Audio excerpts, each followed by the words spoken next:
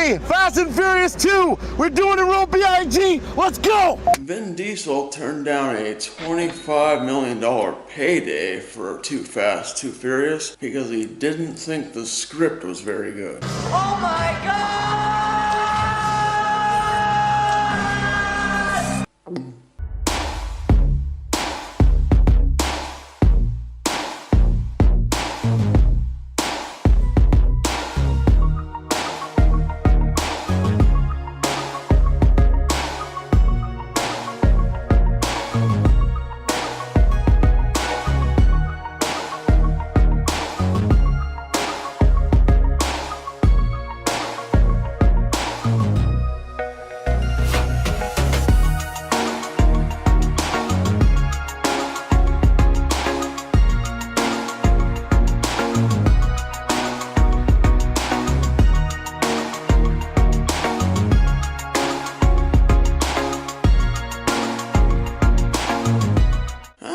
Ready for my initial viewing of Too Fast, Too Furious. Wish me luck.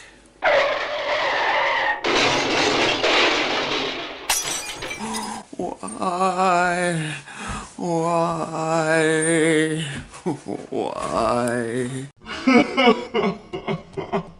Okay, maybe it wasn't that bad.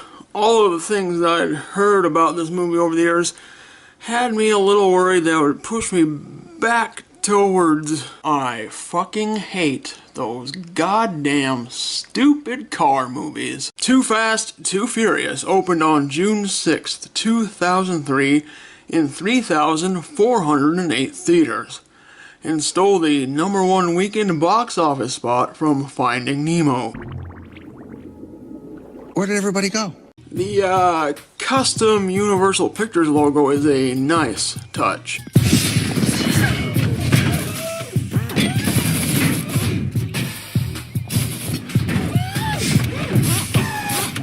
I absolutely love it when studios go the extra mile like this. Wait, we're not really gonna do that whole pun counter thing, are we? Nope, I think I'm pretty much done with that. Thank God. Okay then. Too Fast, Too Furious was directed by John Singleton. They don't know. Oscar nominee. Don't care. John Singleton. They really amped up the racing on this one, which of course is what you traditionally do with a sequel. But the races in this thing feel more like a combination of the pod race scene from Phantom Menace and the racing scenes in that live-action Speed Racer movie. Remember how much people loved that fucking pod race? I was not one of those people. In fact, I'm pretty sure that was one of the worst parts about that movie. The movie clocks in at 108 minutes. A little bit longer if you include the turbocharged Prelude I stumbled across online. Check out these cops in their protective rain gear. Oh no, it's drizzling. I'm pretty certain that this was originally the beginning of the film, but they just lopped it off and called it a short film. It basically explains how Paul Walker's Brian wound up in Florida, which is where we pick up at the beginning of the film at a street race straight out of The Warriors. The Furies, the Boppers, the Hi-Hats, the Lizzies, the Turnbull ACs, the Gramercy Riffs. Riffs! Yeah, right! The Malibu Barbies. All right, ladies! Gold members. I love gold! The Vitamin C's. And these are the Warriors.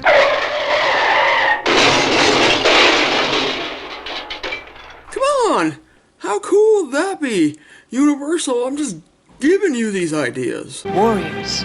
You guys are the big dudes, huh? They are down by one driver, and they are waiting for a mystery racer to arrive, who of course turns out to be Brian. There's our boy right there. Shit. It's Brian. while Eva Mendes watches on from the gathering crowd. Yes, Eva Mendes is in this movie. You gonna arrest me? As Monica Fuentes, she's not really given a lot to do. Brian kind of seems to have a thing for her, but that pretty much goes nowhere. What you checking her out for? I'm not checking her out. Rabbit season! Duck season! Yes, you were. No, it wasn't. Rabbit season! Duck season! Okay, it was. Now shut up. You shut up. Tell me to shut up. Both you girlies shut up. Unbelievable. At least this movie isn't asking us to believe that her and Nicolas Cage were high school sweethearts. Anyway, Brian wins the street race, wackiness ensues, and he ends up being recruited by the FBI to take down drug lord Carter Verone. They try to set him up with a rookie partner. So what's the idea here? Dunn and I are supposed to be street racers? That's right. But he nixes that pretty quickly with this really sick pizza burn. You tell me right quick, what would be better motor for my Skyline, a Gallo 12 or a Gallo 24?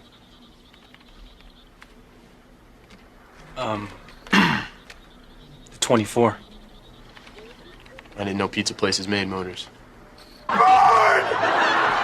See, man, come on, I can't do this. As it turns out, Brian knows a guy. It's just a hunch, but I think this was originally supposed to be Dom, but when Vin Diesel turned down the script, they just slightly rewrote it. Instead, we get Tyrese making his first appearance in the franchise as Roman Pierce, a childhood friend of Brian's. They have a complicated past.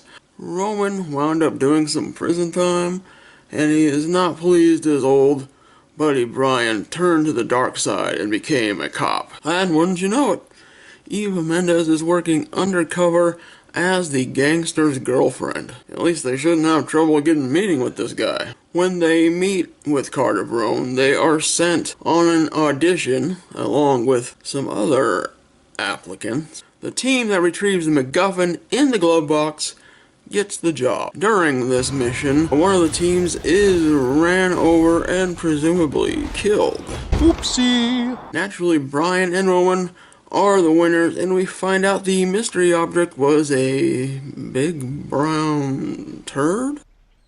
A cigar.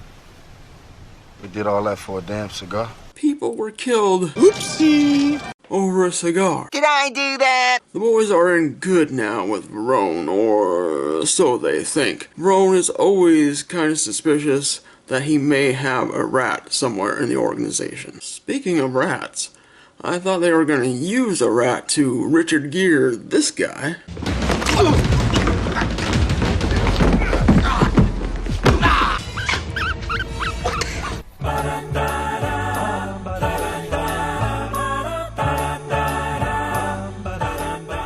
In order for Brian and Roman to help the FBI take down Verone, they settle on the Amigos, Amigos, Amigos solution.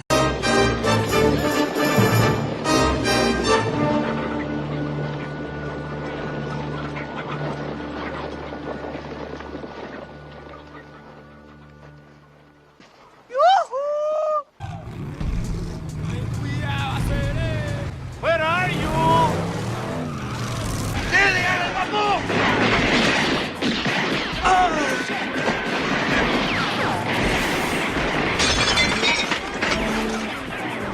No, they're over there! No, they're over here! What the hell is happening around here? George! Partially, anyway. We discover that Verone was on to Monica, and he had fed her some fake plans to give to the cops. But that ain't gonna stop Brian, of course. The end of this movie kind of reminded me of a bad SNL skit. It just kind of peters out with Brian and Roman talking about opening a garage of their own. Guns, murderers, and crooked cops. I was made for this, bruh. Did I think this was better than the first movie? No.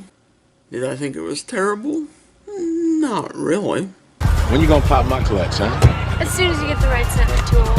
Yeah. It does ask the question, did Brian let Dom go at the end of part 1 because of his history with Roman? Could it be? In my previous video in this series, I mentioned that there was a reason that I kind of looked down on these movies for as long as I did. There was this guy I didn't really care for, and he was with somebody I cared about a lot.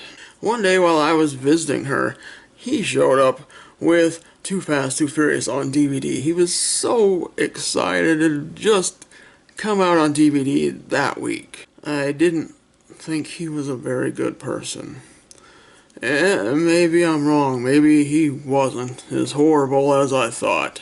But I sure thought I hated these stupid goddamn car movies because he seemed to love them so much. The emotional connections we attach to films and why can be very bizarre. It's almost as if the phrase, "it's just a movie," is complete nonsense. It's just a movie. Just a movie? You don't understand. Thanks for watching.